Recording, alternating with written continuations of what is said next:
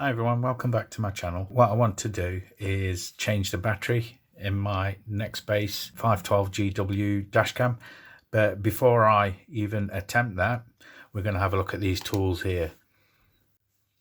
This was a cheap set that I bought off eBay.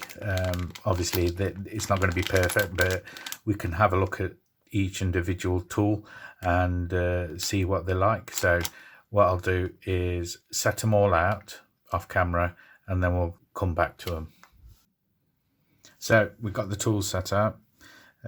First thing I noticed was the quality of them. I don't think it was a priority, but I don't think it will affect the performance of the tools. But you know, we can soon clean all of this plastic up and sandpaper the sharp edges that are on the tweezers, as well as these here. We can just sand them down so it doesn't scratch the plastic or your phone or whatever you're working on. So I'm going to address all of these issues here first, and then once we're done we'll come back. So we're back. I've addressed all the sharp edges with 800 and then 2000 grit sandpaper. Gives it a nice finish. Took all the sharp edges off where I can and where I'll be using it. So that one's done. Same with these. Took all the sharp edges off, same process, 800 then 2000. There we go. Looks a lot better, feels a lot better. Just done it to the front end there and not down here because we won't be using that end to pry anything. So they're done.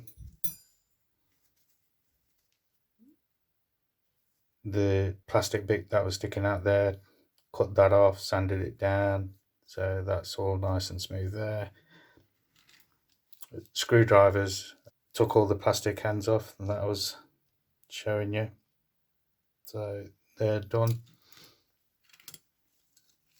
These, sanded them down, looking a lot better. Okay, you can see the sanding marks, but not too fussed. This bit of plastic that was there, cut it off and sanded it down. There we go. So you can make a good set out of a cheap price set. So if you like this video, give it a thumbs up, subscribe and share.